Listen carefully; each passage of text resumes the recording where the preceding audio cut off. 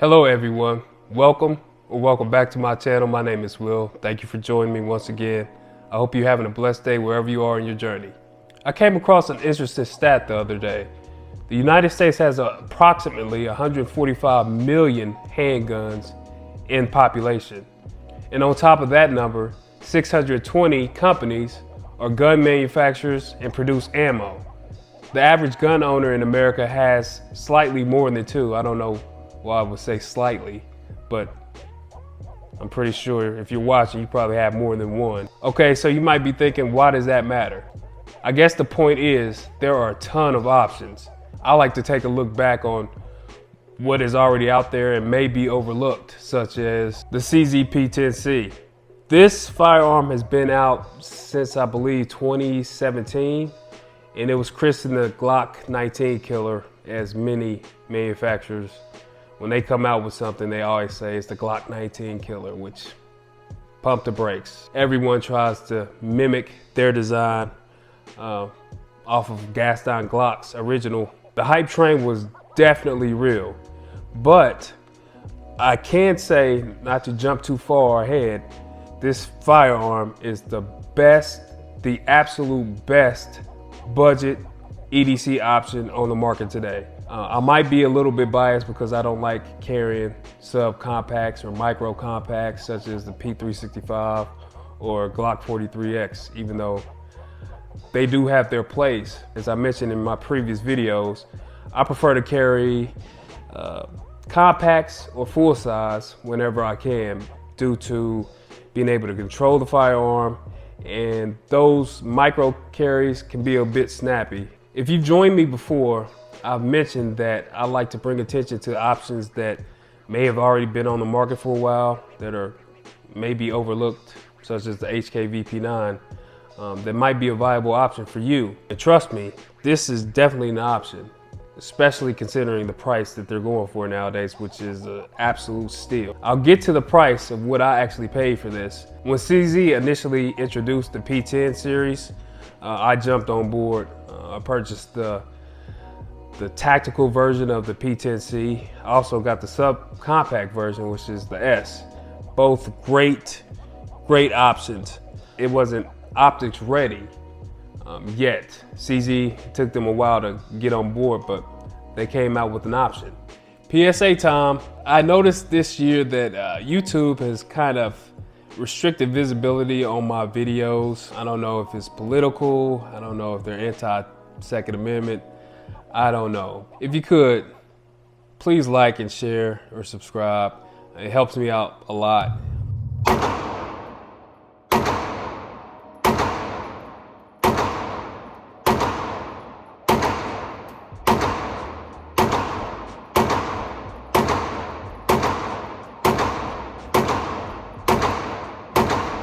Let's go over some specs of the P-10C. The optics ready version of the P-10 ships with a blank filler plate. The P-10C is an optics ready fiber reinforced polymer 4-inch barrel that weighs 26.3 ounces. It's in 9mm, of course, and it has a 15+1 capacity. And you do have the option of getting the extended magazines. As always, I like to compare brands just to give you an idea of where it might stack up.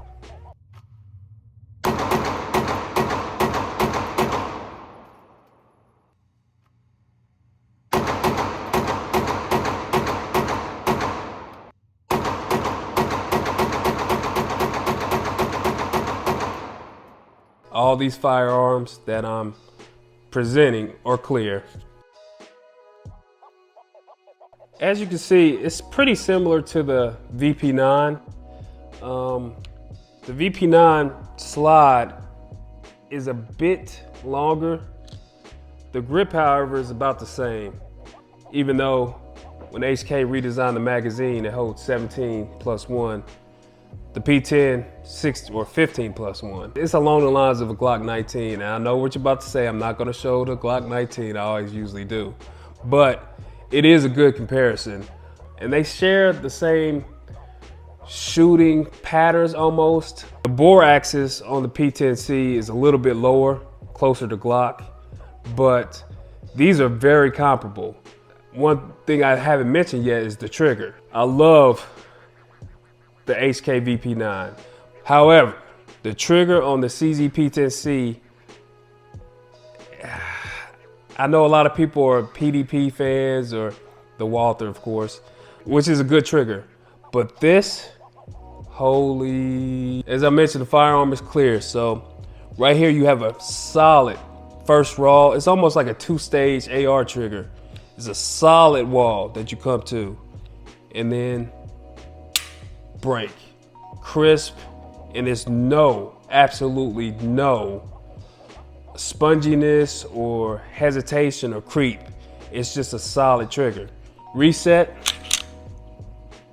right there, and it pushes your finger forward. It wants to go fast. It is definitely a fast shooter. The ergonomics of the gun is great. A lot of people don't like the texture. They say it's too aggressive, but I actually don't mind it. It does, once you get your firing grip, it does kind of leave your hands marked. I don't mind it. It is aggressive. I mean, it's more aggressive than a 19 or any Glock for that matter. I love how it has the texture, and it's kind of a mini gas pedal. It's not a ledge like a HK or Glock, but it gives your thumb somewhere to rest. And I usually, when I fire or when I'm shooting, I'm usually either pressing to the right or pressing down to try to maintain the recoil. And it does give you a reference point to control the recoil. The gun is actually ambidextrous as far as the slide release, slide lock, slide release, who cares? It's ambidextrous, as you can see. I mean, want to flag you. When they initially released the P-10, it was an ambidextrous magazine release as well, but the magazines were kind of sticky. They kind of stuck. So CZ redesigned it to be one-sided, which is reversible, which I like. It's truly for lefty or righty. The serrations are very deep. In some ways, they're sharp. So be careful trying to go, guys. It won't cut you, but they are extremely deep. Unlike the Glock, but they're deep. I would say they're a little bit more aggressive than the VP9 as well. CZ engineered this to be, I can see why they said this would be a Glock 19 killer. They went after all the shortcomings of the 19. The back strap, you can replace the back strap with a medium, small, large. I think I have the medium in right now, or just whatever comes in the box. I just kept it in because I just like the way it feels. This beaver tail, it digs into the web of your hand, so it's not going anywhere. And as you can see from the shooting footage, the recoil is minimal. As long as you have a proper grip and your proper technique, it almost looks like it's compensated. After zeroing my optic, I usually start out slow with a warm up, a slow cadence, then progressively get faster and faster once I get used to the shooting impulse of any gun for that matter. I originally had a Trijicon RMR mounted, but I wanted to try something different. I initially had this Aimpoint ACRO mounted on my G45. I noticed when shooting the G45, the slide tracked, not slower, but it was a smoother track, if you will. So I wanted to try that with the P-10C just to see how it would work out. And I don't know if it's because the added weight of the Acro, because it is a bigger optic. It is, the mailbox, but it tracks so well with the Aimpoint ACRO. And yes, the ACRO is way more expensive than this gun. That's a benefit of trying different optics or being comfortable with different optics. You can try different things. So the ACRO is quickly becoming my favorite optic, not only because it's enclosed, but because how the guns that I fire with it mounted, it tracks so well. It is easier to pick up the dot because it's a 3D image instead of it being, two-dimensional with the RMR. It's a box, so you can kind of see if you're off. You can see really as soon as you present, you can see where your dot is just looking through the window. The cost of it is a bit high, and that's one of the reasons I haven't converted all my firearms to the Acro. There are a lot of benefits to being enclosed, but if you're EDCing, if you're carrying, it's nothing wrong with open emitters. If you're duty, that's another story. LEO is exposed to rain, snow, the elements. As far as EDC, open emitters, is nothing wrong with it. That's just my opinion. Don't go out, you don't have to go out and spend. I think at the time when I got this Acro, it was during the pandemic, so prices were crazy. I think I spent around $7 for it. It's, you know, it's worth it to me. I did notice that Aimpoint is starting to bring those prices down, which thank God. I wish Trijicon would bring the price of that RMR HD down. This combination is something special.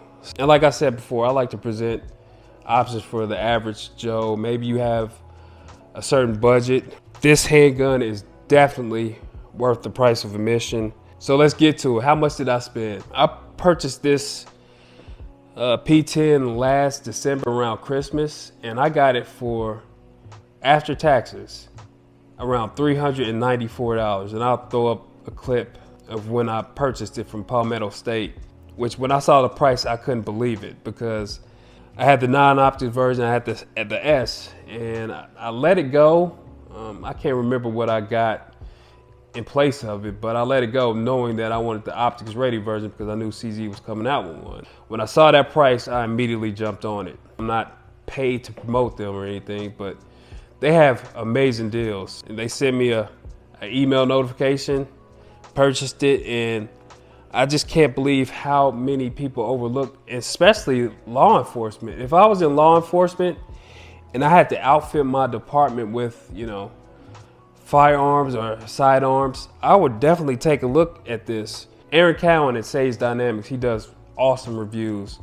I highly recommend you check him out. He torture tests optics, guns in general, suppressors, plate systems. And watching his review, he couldn't understand why law enforcement doesn't pick this up either. For the price and for what you get, I've had zero malfunctions. Through this firearm, I probably have around 1,200. I definitely have been carrying this a lot more. I just enjoy shooting this. It's just a pleasure to shoot. My G19 is compensated with the Radiant, and that's awesome as well. But Radiant is $400 extra. It's the price of this gun. Just let that sink in. The Radiant Ramjet is the price of this gun. You can see how it shoots. And like I said, I'm being biased, but CZ is usually always overlooked. Besides the CZ Shadow 2, which a lot of people use that for competition, as far as their polymer options, they kind of always have been overlooked. The P-07, the P-09, those are awesome guns as well. I think those are hammer fired. I'm not really that familiar with those, but I think I shot a P-07 one time. As far as the P-10 series, the P-10F is another option, which is a full size, and that boy is super big, no diddy. The grip is just, it's just big. It's a duty size firearm. Like I said before, I don't like bringing trend or fad guns because not everyone can afford those. I'm just telling you that there are options out there that have been out for a while that you can get. If you don't want to carry a subcompact, this is a great option. The HK VP9 with this, and also the G19, which I'm not going to show because you've seen it plenty of times. This is a very, very good option. You won't be disappointed. I would recommend, like I always do, if your local range has a P-10, which a lot of them around my area do, I would highly recommend that you just try it out, see what you think, put 100, 150 rounds through it, jump online, Palmetto State. But I think I saw one at Range USA for around 500 this month, which is more than I spent on it. But like I said, if you have time to wait till Black Friday, Christmas, wait to jump on those deals. I've tried a lot of different manufacturers until I found out what worked for me. And that's another reason why I try to bring content like this to help those who might watch this video come to a conclusion faster than trial and error. It took me a while to see what I was comfortable with. Even though I shoot Glock and love Glock, it took a while for me to master, and I still have to work on it. The grip angle is different. If your grip is not perfect or Glock ready, You can be inaccurate. I shoot to the left sometimes. With options like this, it's point and shoot. You get your irons on the sight and the bullet's going where it needs to go. Highly recommend the P-10C, P-10S, P-10F. Check them out. I also want to encourage you to leave a comment on what you think is an overlooked budget option, might be on the market that I may have missed or that you're familiar with, and leave your thoughts. All right, until next time.